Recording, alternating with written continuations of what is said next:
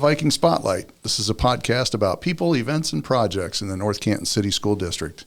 I'm your host, Jeff Wendorf, and today we're delighted to be talking with Gretchen Leckie-Ewing about Hoover High School's SUMA celebration. Mrs. Leckie-Ewing has been a teacher at North Canton City Schools since 2001 and has taught the advanced placement students since 2007. She's a 1988 graduate of Hoover High and a 92 graduate of Ohio Wesleyan. Bishops. All right, good. During her tenure in our district, she has also served as an International Baccalaureate teacher, an advisor to the senior class and GSA, a teaching professions teacher, and an English department chair. She's been married to Michael, a 1987 Hoover graduate, for almost 30 years. Her oldest son is a 2017 Hoover graduate, and her twin sons graduated in 2019. We have lots of orange and black in our family. Yes, you do. Welcome to the podcast. We're glad you're here. Thank you. It's good to be here. So we're going to talk a little bit today, and we could talk about a lot of things with you, but we appreciate your leadership and all you've done in the district and what you've done for kids at Hoover High School. We very much appreciate it. Well, thank you. Good stuff. But today we're going to talk about SUMA celebration. And a lot of our listeners may not know what that is, but who graduated, that didn't graduate from Hoover, but those that did graduate from Hoover, when graduating class was a valedictorian, a salutatorian, and so on, and maybe even top 25. We did have a top 25 banquet. I think it started in the early 90s. Yeah. And it changed as it became the SUMA celebration. Right, and maybe we'll talk about why eventually here, but things changed about a decade ago. And could you explain why that change occurred and so on? We were starting to get a lot of information from colleges that they were using class rank to disqualify candidates rather than to reward them, and decided that that was probably not great for our kids. So we were phasing out having a class rank at all. And in the process of doing that, decided that we wanted to honor more than the top 25. There were some unfortunate things that had happened. I think 4 years in a row, the editor of the school newspaper was number 26, right, because there weren't enough honors credits to get that person there. Sure. So, and we also wanted a standard benchmark. Sure. Here's a number to shoot for instead of being in competition with your peers. Exactly. We wanted collaboration in the classroom and a willingness to work with others and not fight against others to get to that number 25 spot or that number 1 spot. Yeah, let's make it a benchmark, a criterion-based, and every opportunity for everybody to reach that. Instead of being a moving target. It was not a moving target anymore. Right. That's fantastic. And those were always hard conversations with number 26, 27, 28, even 30. We had an English teacher here who used to tell those kids that just barely missed out, you know what, it's just a chicken dinner. Yeah, and we hope that all kids, not only the SUMA scholars, but all kids can reach out and say thanks to their teachers and honor them a little bit, because it's a neat night, and it's one of the, the springtime's the fun time because you get to do all the celebrations and everything. But this is one of my favorites and a great time to celebrate. It's one of my favorite nights of the year also. Yeah. So you've been part of the SUMA Scholar Committee for quite a while, since its inception. Could you explain to us the thinking behind the celebration? We wanted a slightly larger group. We wanted to not have a moving target. We wanted a benchmark. And we were thinking that somewhere in the neighborhood of 40 to 50 kids was about right. And that's actually where the GPA came from, is we looked at the previous graduating class and said, all right, so what was the GPA of number 50?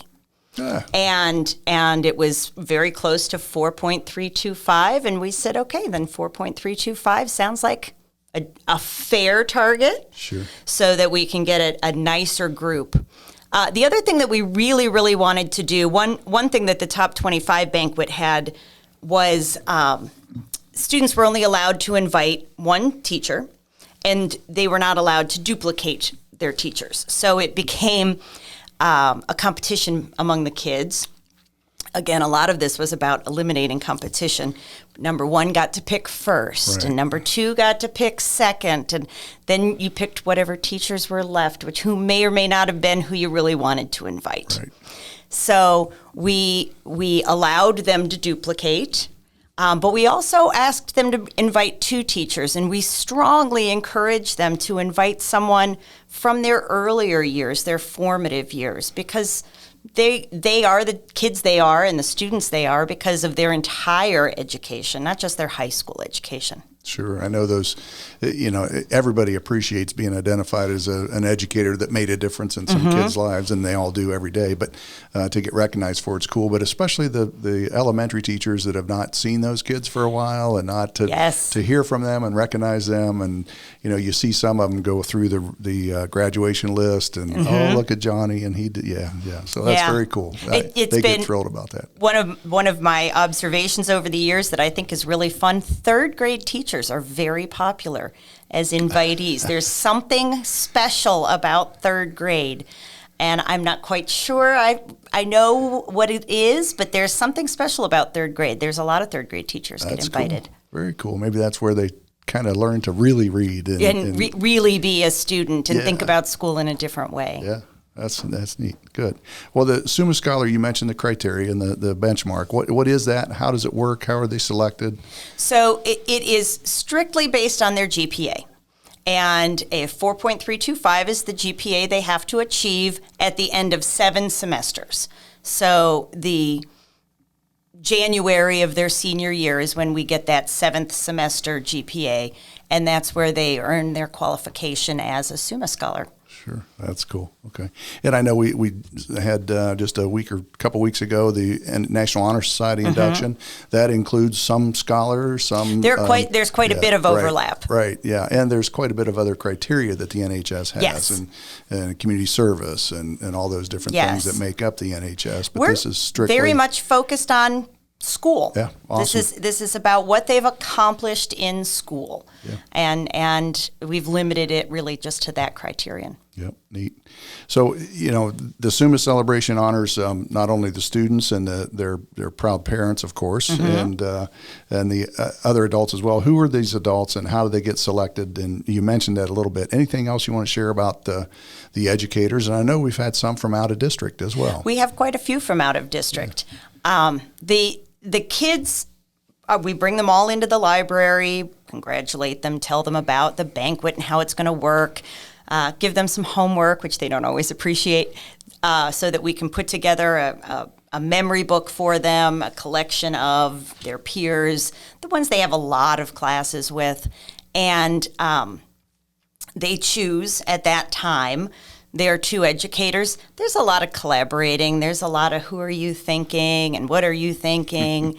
A lot of coaches from a wide variety of sports. Right. I think Ryan Schaefer, our tennis coach, I don't know that he's missed a year. He tends to get invited a lot. Yeah. But those people are equally important to these kids' lives and to their growth as human beings. And even if it's a sport, or even if it's an extracurricular or a music, a violin teacher, a private violin teacher, that is helping that child grow, and that will ultimately help them in the classroom as well. Absolutely. We've talked for years and years and years about the academics, the arts, and the athletics, and those 3 certainly mold our kids, and the experiences in all those are important. And it's neat that they're able to identify who's had an impact on them and in a positive way. So yeah, that's awesome. Well, you talked about the salutatorian and valedictorian,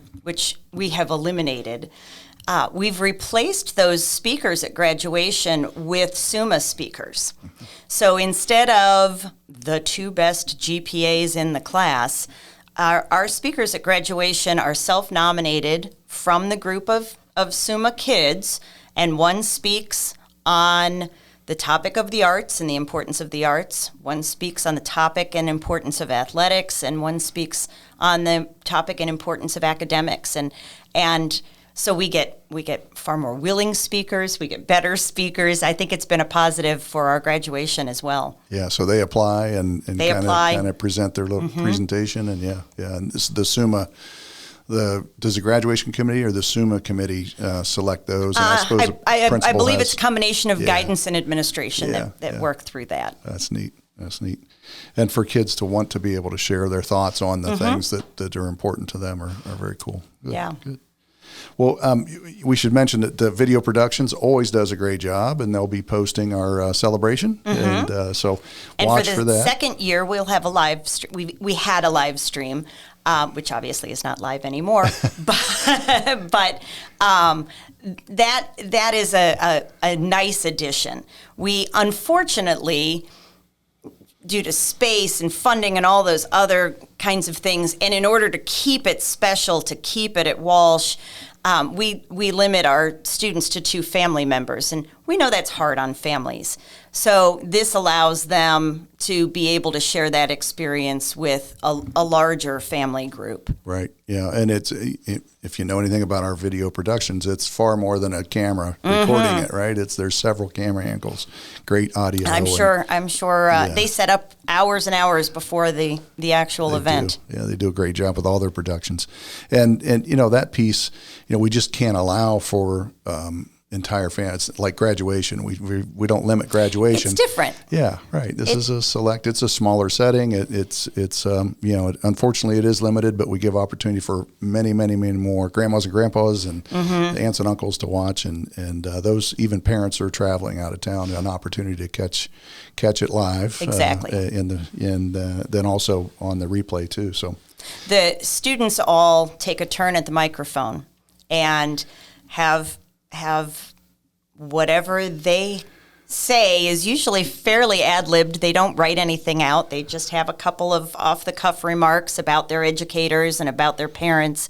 And those are some of the brighter spots. So it's you never know quite what's going to happen. My oldest was a Summa scholar, and during his speech, he said, "And yes, Dad, I'll be out of the house very soon."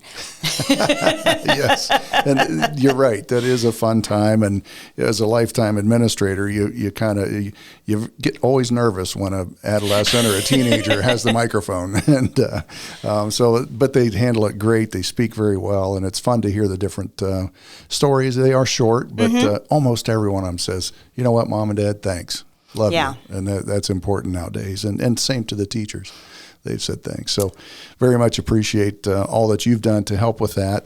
Anything else you want to share about Summa celebration or anything else at Hoover High School? We are very appreciative of Walsh. We've been at Walsh for, I can't remember exactly when we went over there. But it has been, they are so gracious, they are so nice to work with, and there's something about leaving campus that just makes it a little more special. Right.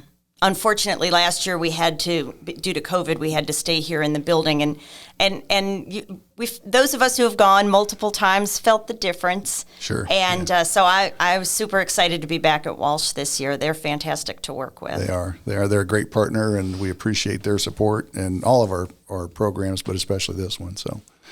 Well, thanks for joining us, and we'll be seeing each other a lot in upcoming celebrations and graduations, and there's all the different things that are coming on. And at this point in the school year, things start moving fast. Yes, they do, and you can kind of tell things are getting back to normal from a COVID perspective and an activities perspective. Yeah, it's spring. There's a lot going on, and the calendar is full, and it's always fun because there's celebrations of success and things. And it's joyful. There's a few that are still working pretty hard to get to that. But so, yeah. Well, thank you so much for joining us. It was absolutely my pleasure. Thank you for what you do for our kids and our programs, and having that piece of excellence that really runs programs in a great way. Thank you. Great. Thank you very much.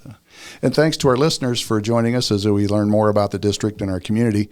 We'll be off next week as the school district enjoys spring break. We'll be back following week with Mr. Doug Berry to talk about the Hoover High School's production of Grease. It'll be performed March 31st, April 1st, and April 2nd in Hoover Hall of the Performing Arts. Tickets can be purchased at northcantonschools.org /box office. So if you have any questions about those, feel free to send it in. We'd be happy to entertain emails, suggestions, and so on about the podcast, about other things that you'd like to hear from or talk about. We're still talking. I talk about every week. We're talking about doing a mailbag, but we haven't had many questions yet. So when we have enough for a mailbag, we'll address those. And but it's been fun having our folks on and folks like Mrs. Lecky Ewing to talk about our kids, talk about our programs, and celebrate success. So that's all I have today. So reach out to Viking Spotlight at northcantonschools.org if you have one of those suggestions. And otherwise, we wish our kids and our faculty well, and rest, relax on spring break, and go Vikings.